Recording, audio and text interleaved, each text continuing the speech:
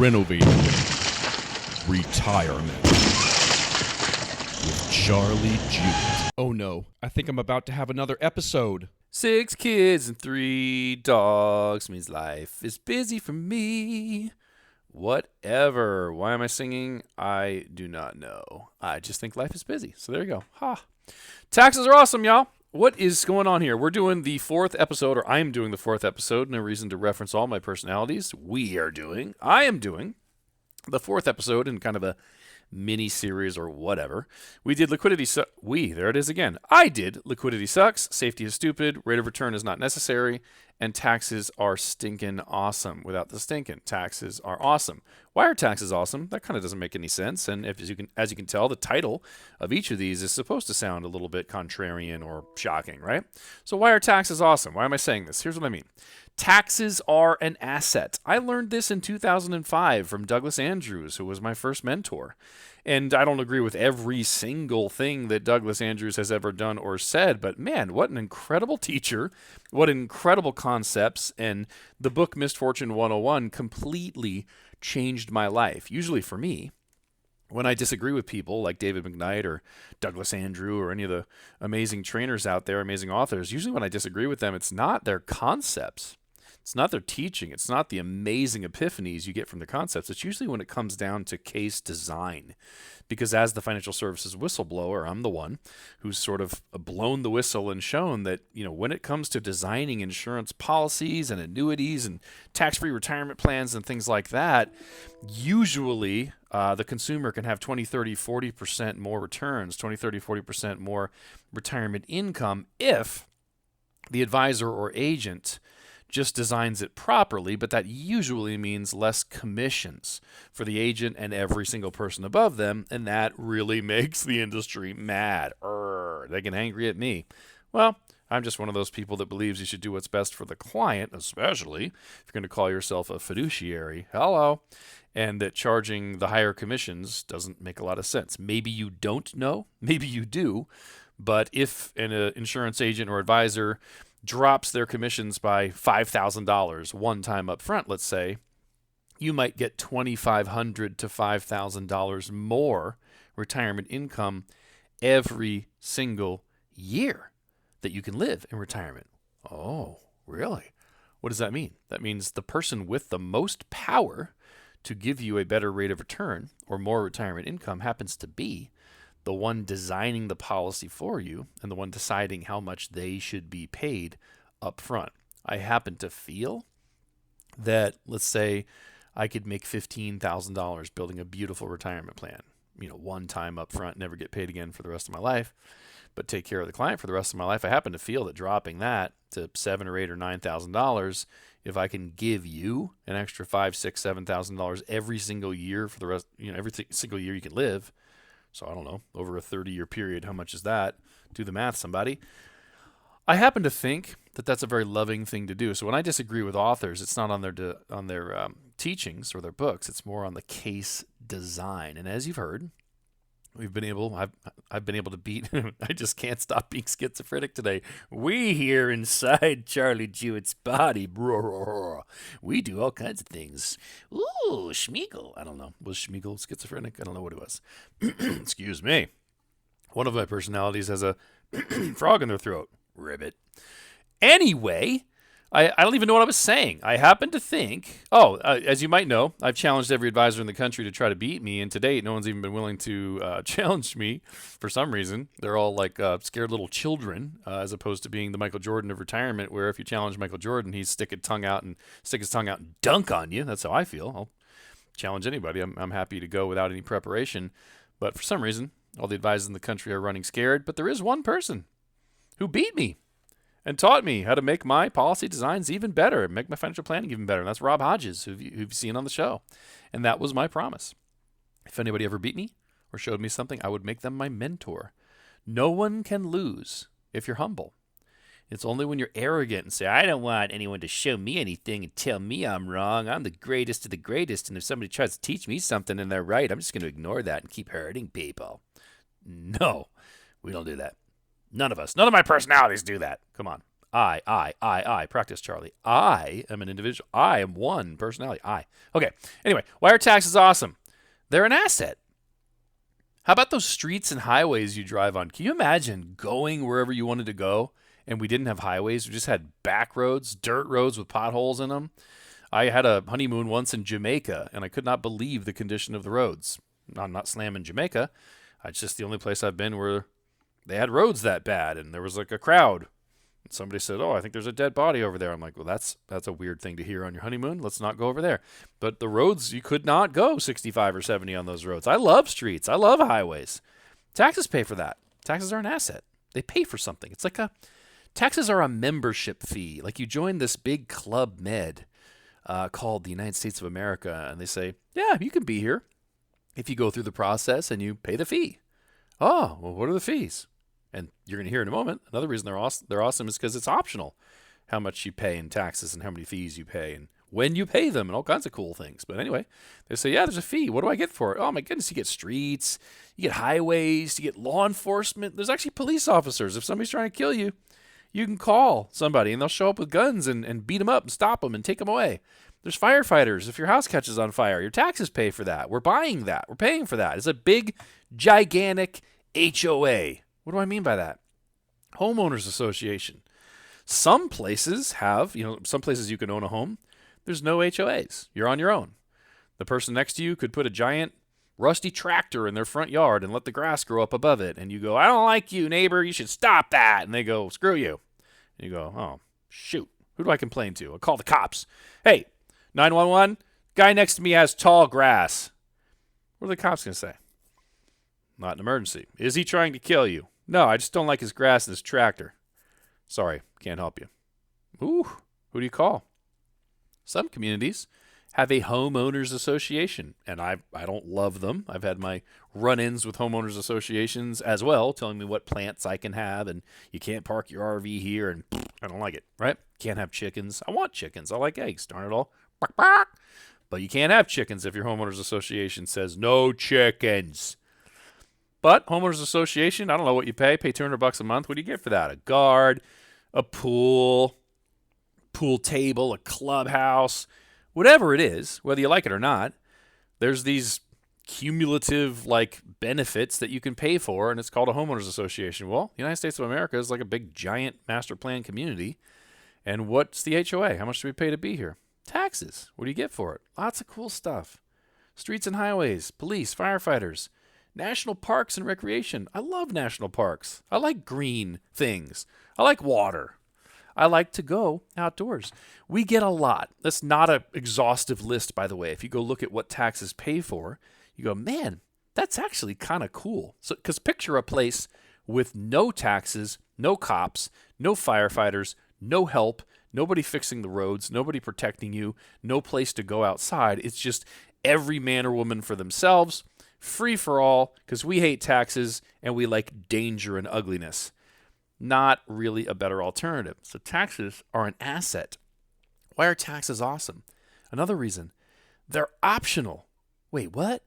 That doesn't make any sense, Charlie. How are taxes optional? You're lying to me. The tax man cometh, and Uncle Sam, and no, taxes are optional. You don't have to work. Could I just remind you of something I taught in the past? Every single person could retire right now and live the lifestyle you can afford, either in this country or in another country. Let's say you have zero income. You could go live in the woods. You could. Do you understand, listeners? A lot of people used to live in the woods. As a matter of fact, it was the first place that people lived. Okay? We didn't have houses. We had trees and large leaves and sticks, and you'd hide yourself under them from the rain. You could go live in the woods. You're free. You're not a slave. You don't have to work. You don't have to pay taxes. You could just go live in the woods. Yeah, but what am I going to eat? I can't afford McDonald's. Well, before McDonald's, people actually did find a way to feed themselves. I don't know how, but they found a way to feed themselves because, strangely enough, food actually just grows out there. Nuts and berries and things just grow, which is so weird. And then there's these things called animals. If you happen to be a carnivore or a vegetarian that gets hungry enough from living in the woods and ran out of berries, you might start looking at that squirrel like, man, vegetarian, I really, really wish I had an almond right now, and I can't find an almond. That squirrel's starting to look pretty good. Remember in the cartoons? I don't remember which cartoon, but they'd look at something and it would like turn into a ham when they're hungry. Maybe the vegetarians look at the squirrel and it turns into a giant almond, and they're just like licking their chops, and they're like, oh, fine, I'll eat the squirrel. And you can cook it. Well, how are you going to start a fire if you don't have modern technology? That's just so weird. I think you can rub wood together and it starts fires if you blow on it the right way. At least that's what Bear Grylls teaches on all the videos he has, Man versus Wild and all those. Nothing makes me feel less like a manly man than Bear Grylls. Jumping in cold water naked and eating berries out of bear poop and climbing cliffs. I don't know how to do any of that. But I talk really nice and I have a podcast, so I couldn't survive in the woods, but I could survive in a radio studio for a really, really long time. Taxes are optional. You don't have to work. And guess what? There's a chunk of taxes or income you don't even have to pay taxes on. How about the first $12,400 if you're single? At the recording of this podcast episode, how about the first, I think it's $24,800 if you're married, right? So you're here living in the woods going, darn it all, I'm tired of living in the woods. I really, really wish I could get an apartment for $400 a month. That's, what's that, $4,800 a year or whatever? You're like, all right, I'm gonna go work.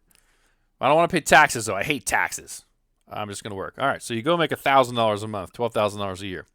You do your taxes at the end of the year, and H&R Block or TurboTax or whatever, some CPA says, hey, check it out, man.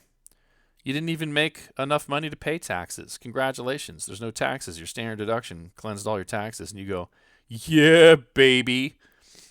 There you go. You can make $12,400 a year and pay no taxes because taxes are optional. And guess what? You want to hear the craziest thing? The police will still come protect you. The firemen will still come put out the fire on your hut or whatever you can afford or your small apartment. They'll still put the fire out. By the way, I shouldn't say that. I live in California, and I went back and forth to Hawaii for 10 years doing business in Honolulu and San Diego.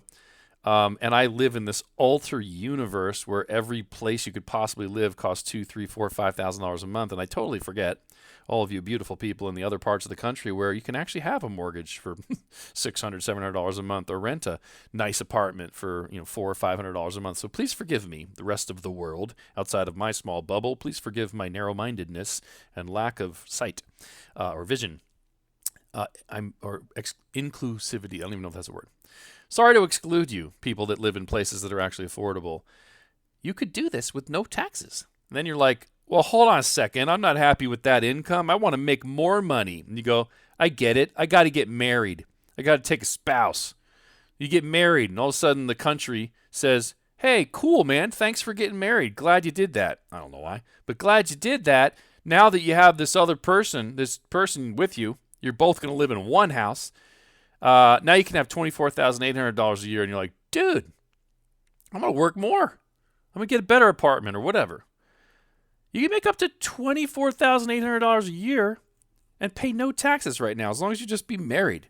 I don't even care if you like the person. You're like, hey, you want to get married so we can make more money and pay less taxes? You don't have to kiss me. We're going to get a 2-bedroom apartment. You live in yours, I'll live in mine. We'll just be married. Come on, let's do this. 2 people emerge from the woods.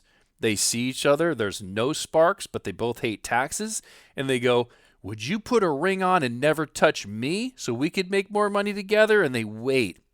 They wait for the answer. The other person thinks about it, looks at their finger, looks at them, looks at their finger, looks back at them, and really says, I would never want to kiss you. I'll put that ring on my finger and carry that extra weight. I'd carry that burden for you, big boy. But we're not kissing. I don't want to kiss you. I'm not sleeping in your bed. Fine, we'll get a 2-bedroom for $600 a month.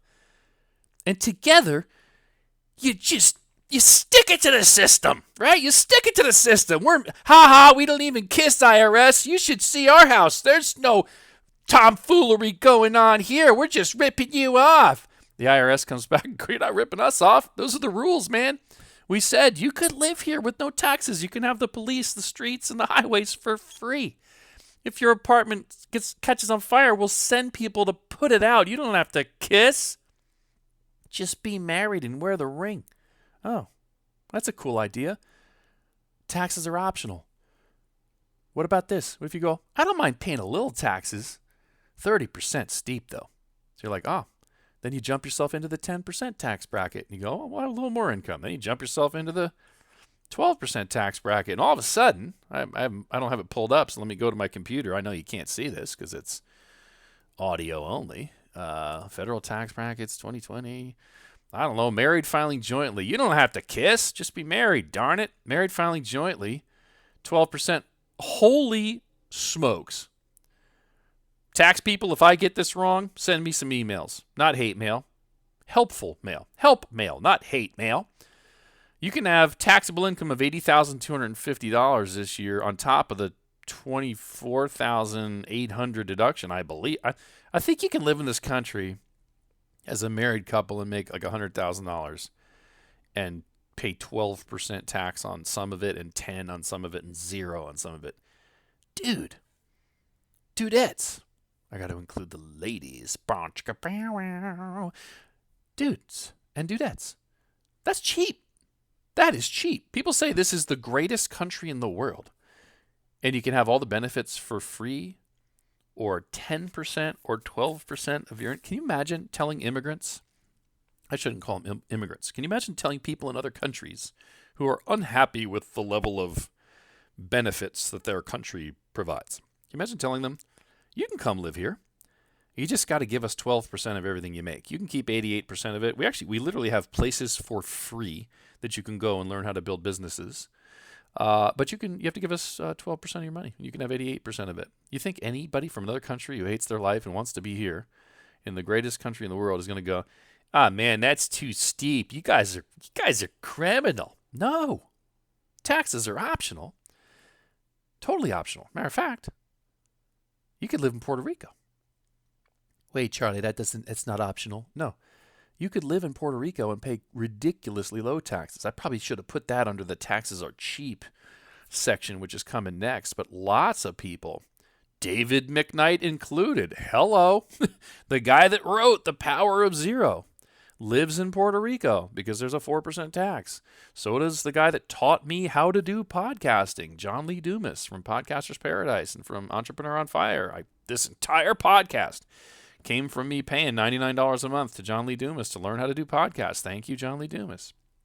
He lives in Puerto Rico because it's optional how much you pay or if you pay. Do some states have no state tax? Let's check. States with no state tax. La-da-da-da. As of 2020, 7 states, Alaska, Florida, Nevada, South Dakota, Texas, Washington, and Wyoming, levy no personal income tax. 2 others, New Hampshire and Tennessee, don't tax wages. All right.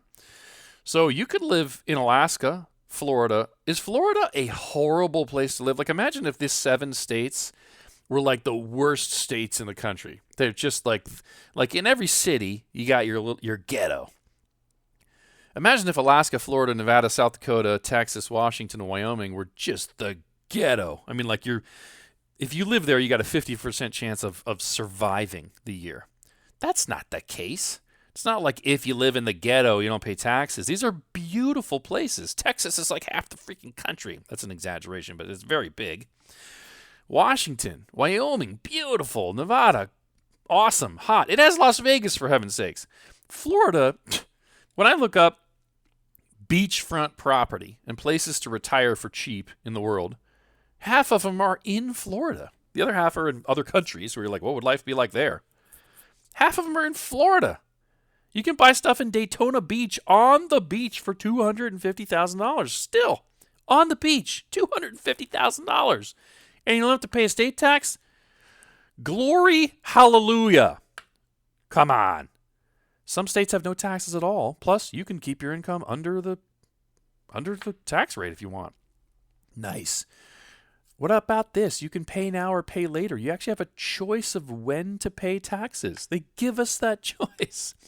Would you like to pay taxes now and put your money in a Roth IRA and never pay taxes again, Mr. and Mrs. Jones? Or would you like to not pay taxes now, try to avoid them, and postpone them to a later date?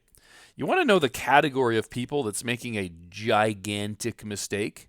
People that don't realize it, but are putting money in 401ks and IRAs to avoid 10 and 12% tax today. And they're actually postponing those taxes to later when their income's going to be higher because of inflation, when they don't have a mortgage because they make a mistake and pay it off, and when their kids don't live at home. They're postponing them till later, hoping they'll be lower than 10 to 12%. Guess what, folks? One of the most important things you could do is get in touch with me and say, I've actually been contributing to an IRA or 401k, but I'm not really even sure what tax rate I'm saving. Is it 10, 12, 22, 24, 32, 35, 37? What is it? Let's figure that out. How do you make smart decisions unless you see it clearly?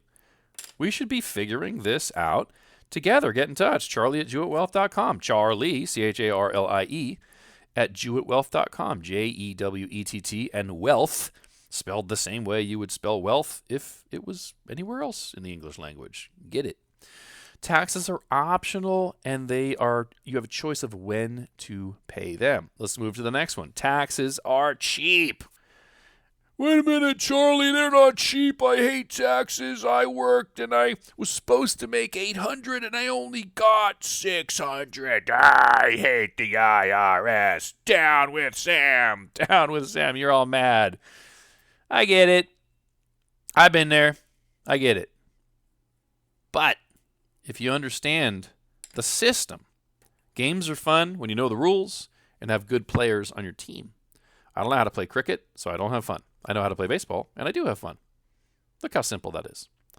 If you understand the tax laws, or have someone in your life who does, and you have good players on your team, it's just a game. There's just rules. Okay? Now, taxes are cheap. Let's dig in a little bit. The more you get for the taxes you pay, then the less expensive they are. What do I mean by that? Let's go backwards. If you want to buy a Tesla and it's $100,000, that's cool. You might say, well, that is not expensive at all for what I'm getting. You might value what you get from it, the experience, or how much you save on gas and blah, blah, blah, blah. How much more valuable is that, though, if you pay only $50,000? Ooh, if I get a $100,000 car for $50,000, dude, Charlie, that's cheap. That's cheap. Well, turn it around. What if you're going to pay $100,000 for something, and nothing can change that number, but you could either get something worth $100,000 or something worth $200,000? Doesn't it make that $100,000 cheaper, less expensive in a sense, if you're getting twice the value? Why am I bringing this up? Because picture the pay it now while it's low and then not pay later strategy that I've taught so much on this podcast. You know, should you pay taxes on the seed or the harvest? I don't know. You walk into a store, you say, I want to be a farmer. I hate the rat race. I'm not going to work anymore. I'm going to grow apples and sell them. And the guy or girl in the seed store or farm store or whatever you call those places are like, hey, we got two programs here. You're going to really like one of them.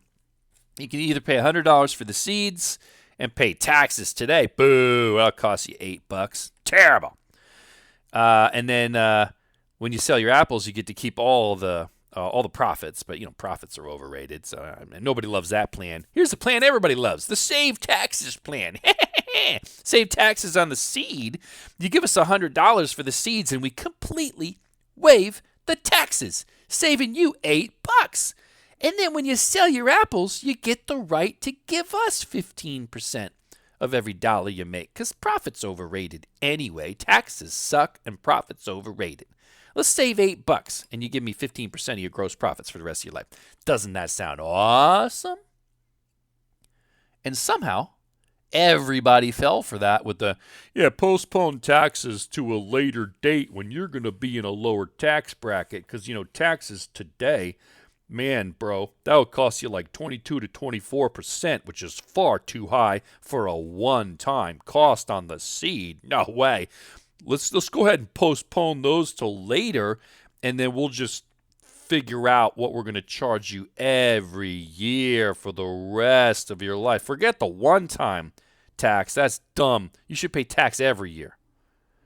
How did they ever get any of us to do that? So stupid. If you pay taxes now and take a tax-free income later, doesn't how much income you get play a role in how inexpensive, in essence, the taxes actually were? Kind of my example. If you're going to spend $100,000 and you can get a $200,000 car for that price instead of a $100,000 car for that price, it is, quote, cheaper. So what I mean is if you pay taxes now and you get, $20,000 a year of tax-free income, well, that's cool. I like that. I like getting the one-time tax over with and getting $20,000 a year tax-free. But if you pay taxes now, you use better retirement strategies, and you end up getting $40,000 a year tax-free later, doesn't that, in a sense, make the taxes you paid even less expensive? What I'm telling you is your retirement plan and how much income it creates for you on a tax-free income basis determines how expensive or inexpensive the one-time cost to pay taxes now actually is. Sorry if that's as clear as mud, if it's advanced, if it's weird. I see it clearly in my head. I hope it's coming across. Let's talk about it a couple of more ways. Let's use 3 examples. Let's use the Roth in the market to Roth in the market strategy. Well, that sounds weird. Roth in the market to Roth in the market strategy. It's actually not weird. This is basically what every single Edward Morgan Lynch broker, anybody you know who manages money, who sends you a pie chart and statements and says, the market goes up and down, just leave it alone. It's made 8 to 12% forever. There's never been a 10-year period where it didn't go up, which is crap. That's a lie. It's this, that, and the other thing. The 8 to 10% is a lie. You guys have heard me say it over and over again, but please listen. From the year 2000 until the end of 2019, a full 20-year period, the market only went up at 6.01%, and that's before fees. That sucks. $100,000 at 6.01% over a 30-year period would turn into about, just under $600,000. From 1970 to 1999, $100,000 would have turned into about $5 million. So if anybody wants to argue with me and tell me that that's not the greatest change that's ever happened in American financial and retirement planning, you are welcome to look like an absolute buffoon and fool as publicly as you want to. If you can get us on Ellen, I'll meet you there, big boy, big girl. I don't think you can call women big girl. It's just not a good thing. We'll stick to big boy and maybe whatever. We got to include the ladies. Big boy and pretty girl. I don't know what to call the ladies in my sarcastic voice. Doesn't matter. Everybody who's in the money market business, money management business is going to say, if you retire, keep all the money with me. We'll just turn it into an income stream. We'll kind of restructure it, put a little bit more bonds in there, a little bit less stocks, and you'll be fine. Just don't pay attention to any of the real numbers, and you'll be fine. Keep paying me so I can play golf. Cool. So Roth to market to Roth the market. What do I mean by that? You have your money in a Roth IRA. You already paid the taxes. It's growing tax-free, 6% growth. Then you retire. You got to restructure it. You got to take an income. You use the old outdated 4% rule that the Edward Morgan Lynch guys still use, even though it's outdated. Boo, stupid people. Why do they do that? I don't know. I'm trying to change it. So you're making 6% until you retire. Then you're making 4% and taking 4% out. Awesome. I don't know. You end up with $1 million. You get $40,000 a year. Yippee! Tax-free. Yippee! Cool. So the taxes you paid, whatever you paid, to get it over with, to do the Roth IRA, created $40,000 a year, tax-free income. All right, awesome. How about Roth to market, or Roth in the market, and then annuity for the income? Cool. Annuities have much higher income than you can take out of a market portfolio. Everybody knows that. They're just, well, I shouldn't say everybody knows that. Everyone who knows that and doesn't teach it to you is a criminal. That's called immorality. And then a lot of people have never heard it, don't know it because their bosses don't want them to, and that's called ignorance. I don't really care which it is. If your advisor is ignorant or immoral, you're the only one suffering. Roth in the market to annuity. Okay, grows at 6%, turns into the same million, but then you get a 5% income stream, or a 5.5%, or a 6%, because annuities pay a much higher income stream than the market, and they're guaranteed. You can't run out. Cool. Let's use 5. So the same money turns into $1 million, but then you get 5%. You get $50,000 a year tax-free. Hey, how much better is 50 than 40? 25% better? Has anybody ever heard me say in my sleep by snapping my fingers using like the lowest level financial planning tools that I'm even aware of, although to Edward Morgan Lynch they would be advanced? Has anybody ever heard me say I can increase your income, your retirement income by 30 to 50%? It's like easy. I mean, you could have it. Every one of you has that right. You just have to stop listening to the one person out of 8 billion that you've chosen who's trapped at some company where they have to do what their boss tells them and they're not allowed to go learn. You guys don't know this. You get fired from companies if you try to become a comprehensive advisor. I have an advisor in my life who got fired from Charles Schwab because he got one of the licenses that they don't want you to carry because it doesn't help them sell mutual funds or whatever they want to sell. If you get a real estate license, some places will fire you. If you get an insurance license, some of these places will fire you. They are in the business to sell mutual funds and stocks and bonds the way a drug dealer is in the business to sell meth. They don't care about the customer.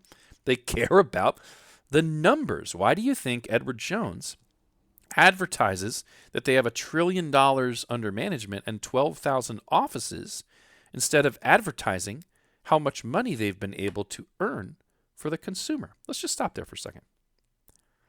If Edward Jones could make you more money than you investing in the S&P 500 without them, so you just buy an index fund like Warren Buffett says, if they were beating the S&P 500, don't you think they would be talking about that instead of the fact that they have a lot of offices and a lot of money under management? Edward Jones saying they have $1 trillion under management is like the world's top hitman bragging about how many people they've killed. First off, who cares? Secondly, how did the people you killed feel about it? Your customers. How does a customer feel after you shoot him in the head?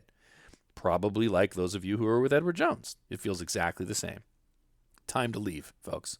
Get in touch. Charlie@JewettWealth.com. CHARLIE at JEWETT Wealth. Spelled the same way you would anywhere else in the English language. All right, so Roth to annuity gives us 25% more income. We're getting $50,000 a year instead of $40,000 because we have a 5% guaranteed payout instead of a 40% maybe payout. Well, what about this? What about the rich man's Roth IRA and then a 10% supercharged income stream? Supercharged income means super cheap tax cost up front. What am I talking about? The Rich Man's Roth IRA, if you study Tony Robbins materials or my podcast episode or anybody going back to the 70s when E.F. Hutton created this before we had Roth IRAs, there's been this little discovery. Hello. By the way, breaking news from the late 70s. Okay. I can't make a typewriter sound. Maybe I'll look one up and stick it in here. But breaking news from the 70s, folks. It was discovered 40 years ago that you can put money inside of life insurance and not pay taxes ever again and create your own Roth IRA, basically. Basically, you can create the system where you pay taxes now and get it over with. That's awesome. And then what you may or may not know, another one of like probably the most important things you could ever know about retirement planning is the way you take an income from a life insurance policy. For now, ignore everything that the idiots and imbeciles say on Google and on the internet about how life insurance has really high costs and life insurance is a bad investment. It has a low rate of return. I agree with them, but they're leaving out the most important words. Poorly designed life insurance has, and then fill in the blank with whatever the stupid people want to say on the internet. But guys, do you remember the episodes we've done about Todd Langford and Garrett Gunderson? And they're probably very nice people that I'd like to have a beer with. But when you write an article called the 10 Things to Hate About IUL, Index Universal Life, or 10 Reasons Not to Buy Index Universal Life, or whatever that stupid trash article was called, when somebody like me reads that, realizes that almost every point was a lie or a mistake or is more true about whole life, which is what they sell, than Index Universal Life, has the graciousness to reach out to them by email and say, hey, why don't you come on the show so we can discuss this? You can show me where I'm wrong and all the listeners will benefit. And then responds with, we have found, we have found that debating or being on shows like that actually doesn't help anybody. So when they are a coward who won't take a chance to actually help people, all of that, you might be a nice guy and we might have fun drinking a beer, goes out the window, because now you're in the profession of hurting the people that I care about the most, and that's America's pre-retiree and retiree. You're either with me or you're against me. And if you don't have the humility to have a conversation about 2 + 2 is 4, if you can't live and function, Todd Langford and Garrett Gunderson, in the world of truth and reality, you're against me. which means you're against every American because I am for the people. You're welcome to come and repent and say, I'm sorry, it was my secretary who wrote that email. That's really not Todd. You're welcome to do that. I will forgive you in a second. You can come on the show. But it's the same offer. We have to talk about truth, and you can't write the things like you did in your article and think that you can get away with that with everybody. You can get away with it for the people that don't know insurance better than you, you can get away with it. For the people with more experience, who've done more work, more training, and better knowledge, who actually have the truth and are in a position to gently correct you for the good of the American people, you can't get away with what you wrote, Todd. And then Garrett, I don't know what you do. I don't listen to your stuff.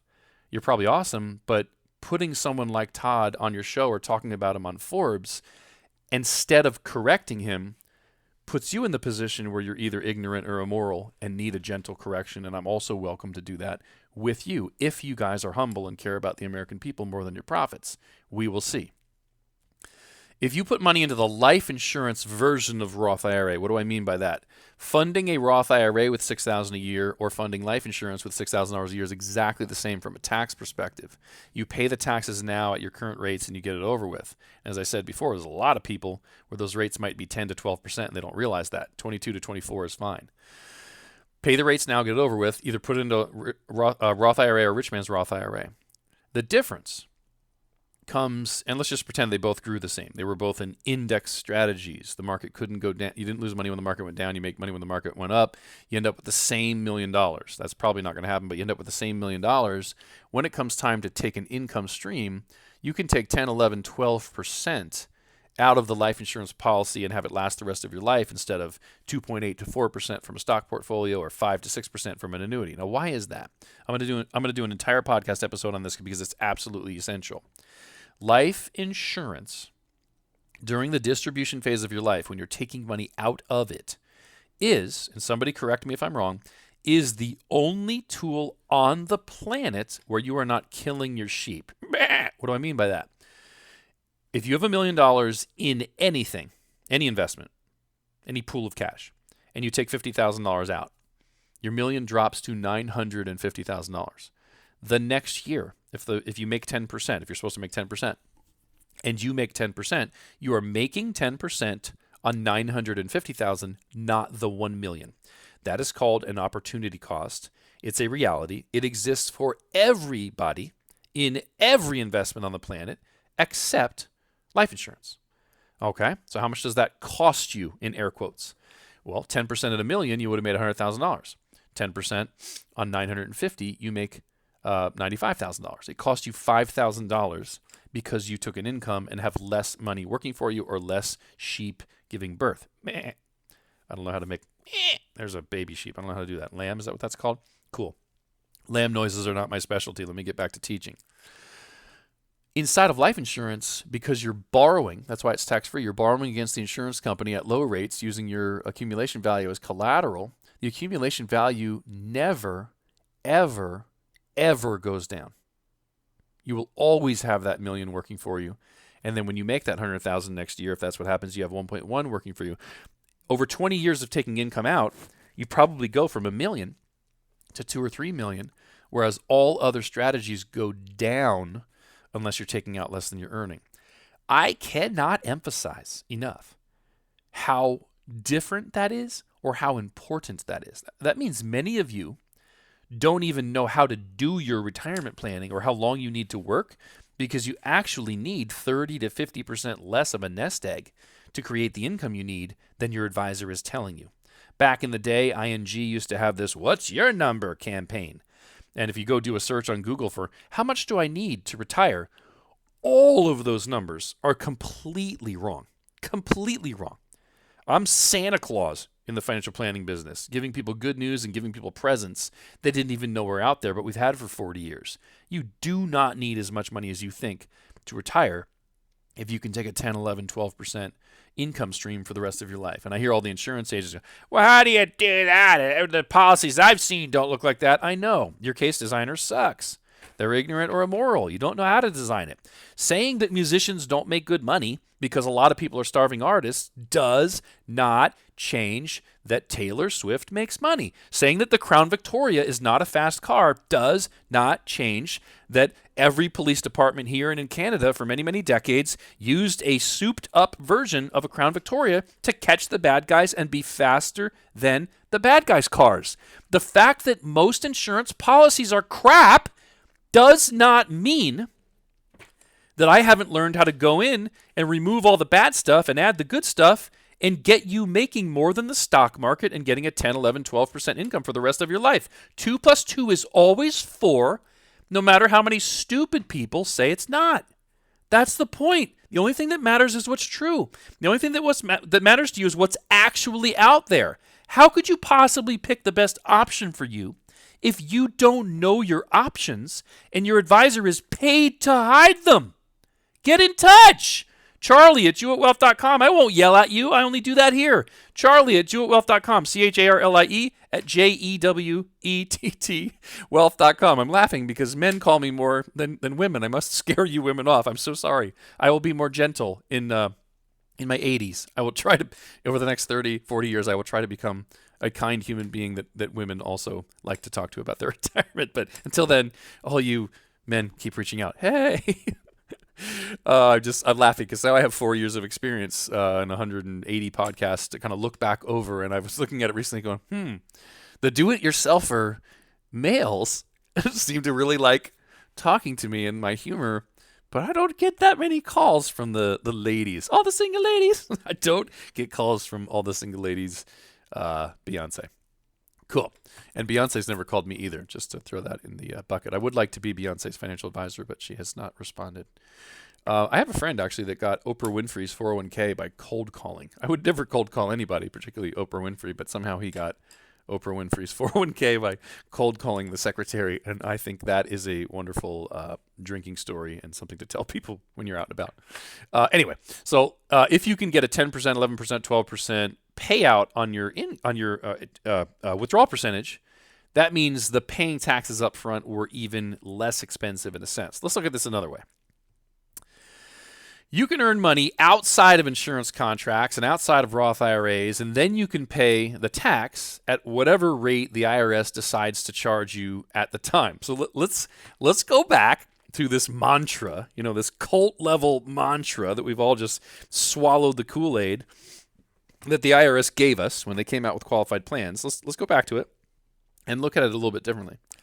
Postpone taxes to a later date when you will be in a lower tax bracket. If you talk to any traditional advisor or a tax professional, man, that's just going to roll off their tongue. They're going to have that memorized.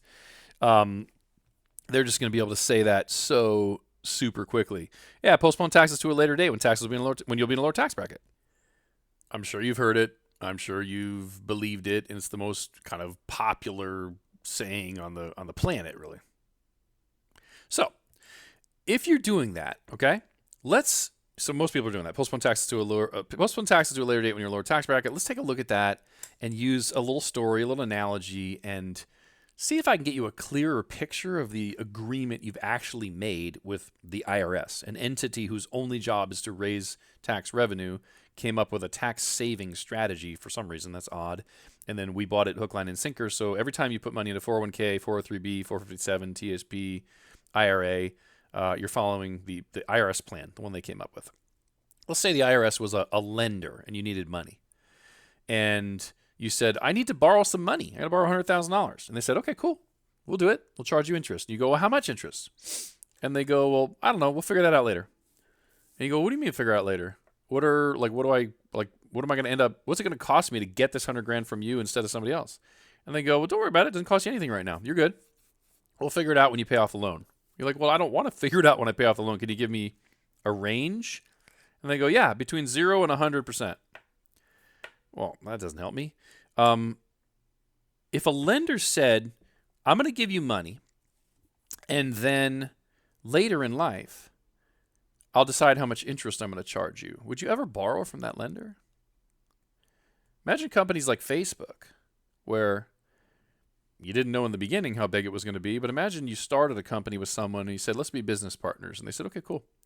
And you said to them, well, how much, they were the principal or whatever. They had a business and and you had the knowledge and they wanted you to give them your knowledge. And you're like, okay, what part of the business do I get? And they're like, we'll figure that out at the end. We're like, well, if I don't know what part I get, how do I know what part you get? And they go, oh, we'll just figure that out at the end. If they're going to figure it out at the end and they're in control of it, couldn't they say they get 99 and you get 1? I mean, who decides what the tax rates are going to be from the year you retire to the year you die? You? How far does your vote go in Congress? I'm not saying it's unimportant. I'm just saying, how much do you have a lot of control over what taxes are going to be during from the year you retire to the year you die? Or does the IRS or Congress have slightly more control than you do? That's your partner. If you're postponing taxes to a later date using IRAs and employer-based plans, pre-tax plans, not only are you avoiding tax on the seed to pay it on the harvest, you don't even know what they're going to charge you. You're saying, I don't need to know the percentage of my retirement income you're going to take. Just tell me later when you know kind of how your country is doing and whether you need my money or not. We'll just figure it out then. That is not my favorite arrangement. If you love it, knock yourself out. That's not my favorite arrangement, and I do not suggest that for my clients. Or you can just pay them now when you know what the taxes are, and you can never pay them again. But wait, Charlie, if I invest in insurance, don't I have to pay for that stinking insurance? Insurance is expensive. I got to pay for it. Agreed. Yes, you do. That's why the company that created this, E.F. Hutton, when E.F. Hutton talks, people listen, right? When E.F. Hutton talks, or when E.F. Hutton created this, they said buy the minimum insurance. Insurance has a cost, but it helps you avoid all the taxes on your growth, income, and transfer. So buy the smallest policy possible. In 82, 84, 88, Teffer, Deffer, Tamra, the IRS comes along, passes tax law, and says you can do that. This is totally okay with us. You just got to follow the rules. So what does it cost? What does one of these insurance policies cost if it's designed the right way? It costs you 0.5% to 1% per year. And to be candid, there's a contract out right now where they give a bonus if you stay long enough. And in some years, in the later years, the bonus is higher than the cost of insurance. So it's got a negative cost, which is a weird way to say it. You're actually making money by keeping the policy. But traditionally, properly designed cash value life insurance, not whole life. You can't do it in whole life, but indexed universal life, we can get the cost down to 0.5% to 1%. So if you're making 7, you're keeping 6 to 6.5 after all fees. Wait a minute. I did, I'm trying to remember what his program's called. I can't remember what it is. I did a program in my church, and that's not what I heard. All right. What about Dave Scamsey and Stupid Orman? Dave Scamsey and Stupid Orman are really good for helping very, very undisciplined people who couldn't create wealth or who can't create wealth because they're getting themselves into debt so much. And if that was you in the past and you're still enjoying some of what they say, listen, no matter what I say, I'm nobody. No matter what I say, if Dave Ramsey says something that's true, it's true. If Susie Orman says something that's true, it's true. If I say something that's a lie, it's a lie. The only thing that matters is truth. The messenger doesn't mean anything. It's not the messenger, it's the message you get. It's not the retirement planner, it's the retirement plan you get. The results are far more important than how you got them. The room you end up in is more important than the door. The car you drive is more important than the salesman that gave it to you. You guys are all trying to pick an advisor based on somebody you like or your friends told you was cool, not based on the actual retirement you're going to get. Forget the advisor. Forget me. You've got to have a way to see what you're going to get, to see all the options without any of them being hidden from you. If you're with a brand name financial planning company, you do not know your options. They're not allowed. 100% of them limit what their advisors and agents are allowed to show you because the business is sell what they want to sell, not help the consumer. You can know you're getting 20, 30, 40, 50% less retirement income if you're with a brand name financial planning company. They don't beat the market, and they are not allowed to show you your options. So I'm not beating up Dave Scamsey and Stupid Orman for the truth, they say. It's the lies. It's saying the market goes up 12%. It's saying all cash value life insurance is too expensive. It's saying buy term, invest the difference. It's that they haven't gone out and done their job and learned what the truth is, and they're not teaching accurately. And either one of them would be fine to show up on my show. I wouldn't even be nervous to meet them on I almost said Elvis. I don't think Elvis has a show right now. I wouldn't be nervous to meet him on Ellen or Kelly Clarkson or CNN or my show and have a conversation, because 2 + 2 will always end up being 4, no matter how many times we bring out the abacus and the apples.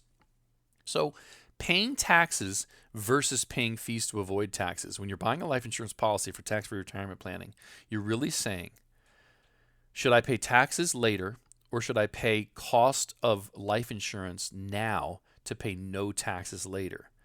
And if you've never compared which one's more expensive, that'd be smart. Get in touch. Charlie@jewettwealth.com. CHARLIE at JEWETTwealth.com. Now, that's paying taxes at a discount. Very cool. One last point on tax-free investing. Tax planning makes taking risks unnecessary. What do I mean by that? It just so happens that if you're going to use life insurance to avoid taxes or pay them now and get them over with, the best life insurance policies today are not variable universal life. It's not variable whole life. It's not whole life. It's not fixed universal life. The best policies today that have the highest returns and highest incomes, a properly designed indexed universal life policy. What does indexed mean? Indexed means when the market goes down, you don't lose. When the market goes up, you get some of it. How does it sound to you to never, ever have your account go down again for the rest of your life based on market crashes, particularly if you're nearing retirement? I mean, young people, nothing changes. I don't care what age you are. Nothing changes that making 6, 7, 8% in an insurance policy beats making 4 or 5 or 6 in the market. That's just math. So it's not based on age anymore.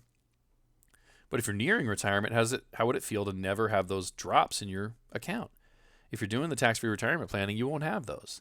With tax-free retirement income, you don't have the risk of your assets going up and down all over the place and having to lower your income and try to make huge returns. I've said enough and can help you if you want to get in touch. But this whole, I'm wrapping up the series here. Liquidity sucks, safety stupid, rate of return is not necessary, and taxes are awesome. Why are taxes awesome?